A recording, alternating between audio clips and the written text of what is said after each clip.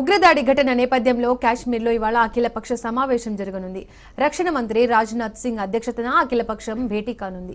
ఈ మేరకు అన్ని పార్టీలకు రాజ్నాథ్ సింగ్ ఆహ్వానం పలికారు.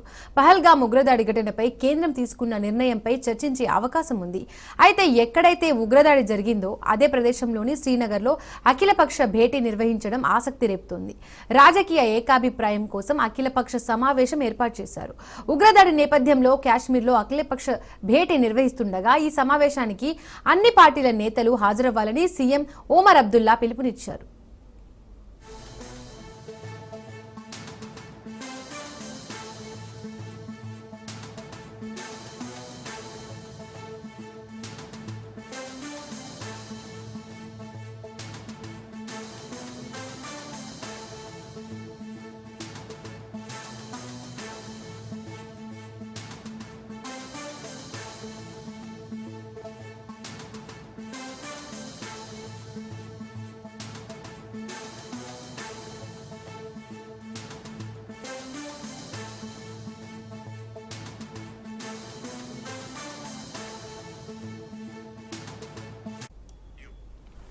ఉగ్రదాడి ఘటన నేపథ్యంలో కాశ్మీర్లో ఇవాళ అఖిలపక్ష సమావేశం జరగనుంది. రక్షణ మంత్రి రాజ్నాథ్ సింగ్ అధ్యక్షతన అఖిలపక్షం భేటీ కానుంది.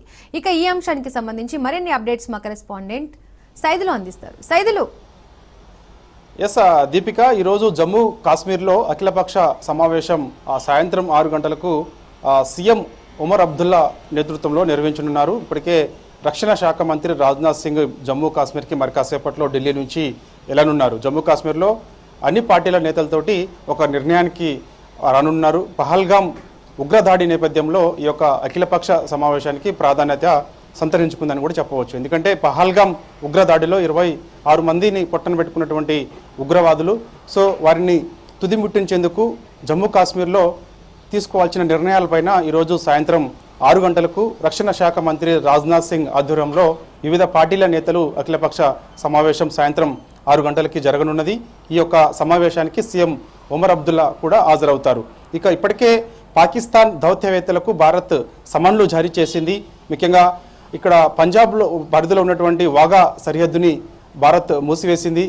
పాకిస్తాన్ నుంచి ఎవరు కూడా భారత్కు రావద్దని హెచ్చరిక కూడా జారీ చేసిన నేపథ్యంలో మొత్తం ఓవరాల్గా చూస్తే మాత్రం ఖచ్చితంగా మొత్తం జమ్మూ కాశ్మీర్లో ఉగ్రవాదులపైన సంబంధించి పహల్గామ్లో జరిగినటువంటి ఉగ్రదాడికి సంబంధించి మొత్తం పహల్గామ్ను మొత్తం కూడా భారత్ సైన్యం అంతా కూడా చుట్టుముట్టింది.